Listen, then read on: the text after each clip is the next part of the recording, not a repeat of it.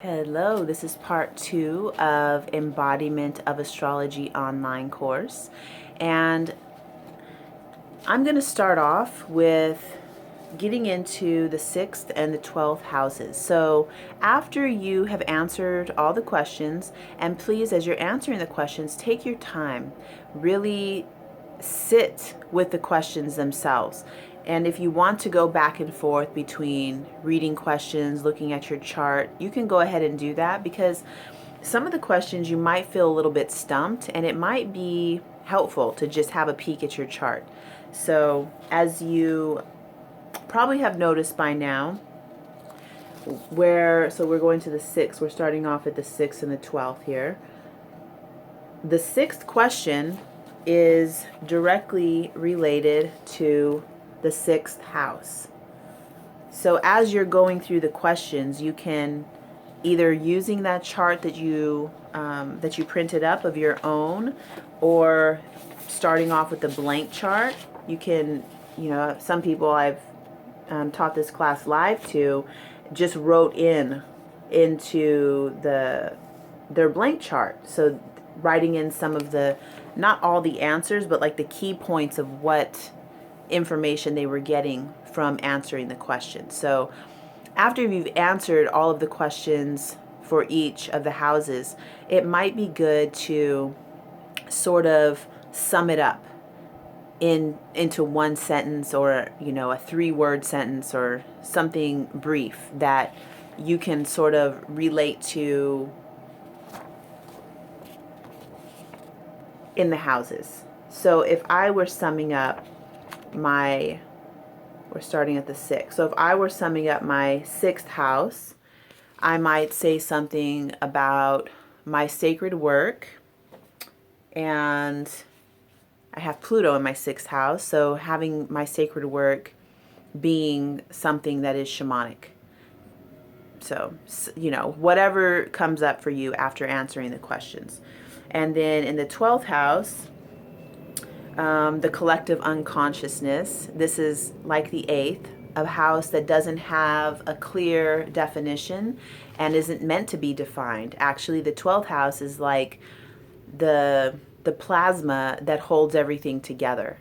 Some people call that the Akasha, the field of the Akasha. The Akashic records have to do with the energy of the 12th house. It's like every bit of information that ever was, ever will be, is held in that field that the 12th house is representing. And so your unique connection to that energy, we can start to understand through answering the questions, but just know that ultimately it's really, really meant to be experienced, and not something that's easily understood with the mind.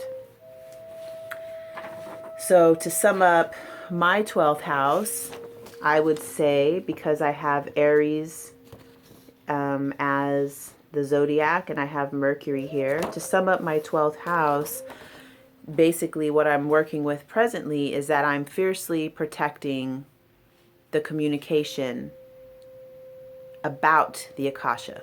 And it's I practice channeling a lot. So Mercury being the planet of communication, one of my really big concerns is like people being able to access their own intuition. And if there's one thing that I'm going to stand up and say, if we're in a town hall meeting and we're having some discussion, I might not care about a lot of things that happen, and I can kind of like, yeah, okay. But one of the things I will stand up for is people being able to have their own intuition and trust it and believe it, and not have that taken away from them.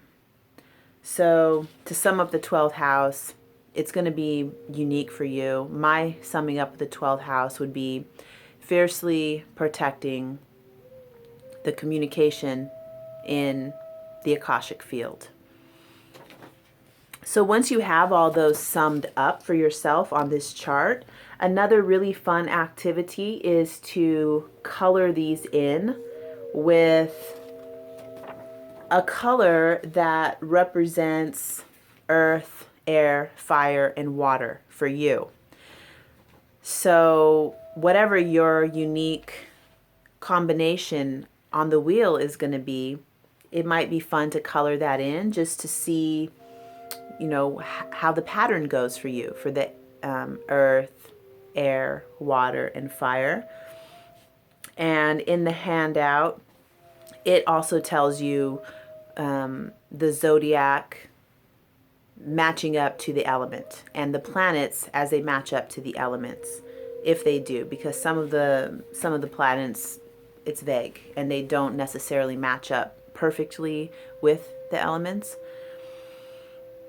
So now that you've answered all the questions and have done a little work on your blank wheel, something that I like to do to really embody what we've learned is to sit somewhere comfortably and tune in to the silent place within yourself. So one method for doing this that I often teach and that I use daily is connecting to the earth and to the above. And this is really something that could be done before you start answering the questions. If I were taking this course myself, I would probably watch the video before I do the work, so I have an understanding of what it is that I'm doing, number one. So I hope you're doing that, and I will give that as a suggestion to watch the video fully before you start the course. And definitely do a grounding, clearing, connecting meditation, or whatever way that you prepare yourself for sacred work. And if you don't have, don't worry. It's something that over time has become paramount to my own practice, but it's not necessary just for you to do this class. So simple, basic, what you're going to do is just close your eyes, get into a sort of meditative state. And one easy way to get into that state that I have found, or I was taught in a very vivid dream that I had, is to close your eyes and take your two eyes with your eyes closed and point them up toward about here. Just, where they wear the bindis. The men and women in India will put some sandalwood paste, and then there's that chalk that they'll put. It's not chalk, I just can't remember what it's made out of. I think there's limestone, turmeric. There's 3 ingredients. I can't remember the third one. It's been a long time since I've lived in India. But anyway, it's right there over that third eye section. So you're going to close your eyes and point them up toward there. And then there's a breathing pattern you're going to do. It's not like the thing that they teach in the yoga studios here that I don't really remember what they call it, but it's mimicking Kapalabhati breathing. We're not doing that. We're basically looking up and just breathing out through the nose. So it's like this.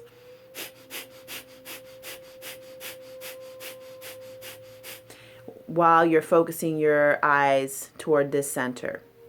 So the way that's different from what they're teaching in the yoga studios is here, anyway, in San Diego, they're teaching to breathe out of the mouth, which I did contact one of my teachers in India who's been a Swami for 30 years and asked him, they're having us breathe, they're calling it Kapalabhati breathing and having us breathe out of our mouth. And what he said was that in his years of training and reading through the Vedas, he's never seen anything that said to do Kapalabhati breathing through your mouth. So if you're doing that just by chance and you're watching this video, just piece of information. And for Kapalabhati breathing, we actually are breathing through the nose. So for this exercise, we're not doing either one of those things. It's slightly different because all you really need to do is breathe fast. And in those yogic breathings, we're pumping the stomach really, like really pumping the belly button toward the spine to exhale forcefully and inhale passively. Here, we're just breathing fast. So the point of doing this is that you get a sort of altered perception. And after you've done that for, I'd say, about 30 to 60 seconds, you're going to feel a little bit dizzy, a little bit lightheaded. And from that space, you're going to imagine your spinal cord growing roots and planting roots down into the earth. Once you imagine those roots planted into the earth, you're going to inhale and imagine earth energy filling your body up from the earth into your spine, filling you up. So that when you fill up with that earth energy, everything else automatically moves off of you, out of your space, out of your mind. Then you're going to imagine the crown of your head opening up and connecting to the above. And imagining that opening, connecting to the above. For this purpose, we're going to imagine connecting to the stars, to the planets, to the wheel of the zodiac, to the seasons. You might call it the wheel of the year. You're going to imagine connecting to that energy. And as you inhale, you're literally breathing that energy into your body. So on the inhales now, you can imagine earth energy coming from the bottom, and then that energy from the cosmic realm coming in through the top, merging in your heart. And on the exhale, just letting that energy circulate through your body. And as you're doing that breathing, inhaling energy coming in, centering into your heart. Exhaling, circulating that through your heart, through your blood, through your whole system of your body. Continue doing that breathing. And when you feel calm, centered, and connected, that's when you want to start asking yourself these questions and working with this program. And every time you come up with a keyword or a phrase, you can use that as you're writing your own mythology. So what I said in the beginning of this course was that we are the ancestors for the next 7 generations. Everything that we write, everything that we make video documents of, this is, we are creating so much for our planet, for our children, our children's children. Let's do it consciously. Let's write what we want and let go of the things that we've been told that we should want and the things that we have just believed by default because we didn't investigate those things. That's really the whole purpose of this course, is to find out for yourself what it is, what it means to be a human, and what it means to be you as a human. So you're writing this for yourself, no apologies, just let it rip and let it be, as it comes out. You're going to find some places that you feel stuck, that, my grandparents really called me an angel and they thought I was an angel, and I really want to be that. So I'm stuck in angel. Luckily for me, when I turned 12 or 13, they ripped that title of angel from me, and I wasn't an angel anymore in their eyes. So then I'm having to create what I am anyway. And all of us at some point have these situations. So just taking what we need from those, letting go of everything we don't need, and writing ourselves forward into what we actually want. That's going to conclude the video portion of this course. And if you've signed up for the course, you have a session of Q&A where I'm going to have you write in your questions, and I'll do one more video for the answers. So that would be great. I would love to hear your questions. Please write me, ask the questions. And if you, for some reason, miss the cutoff date for the live Q&A that I'm going to record, I'll still answer your questions. So send them in to me anyway. So thank you so much for joining for this course and for helping me create the mythology for our future and living from our truest, most authentic choices of who we are and who we want to be. Thank you so much.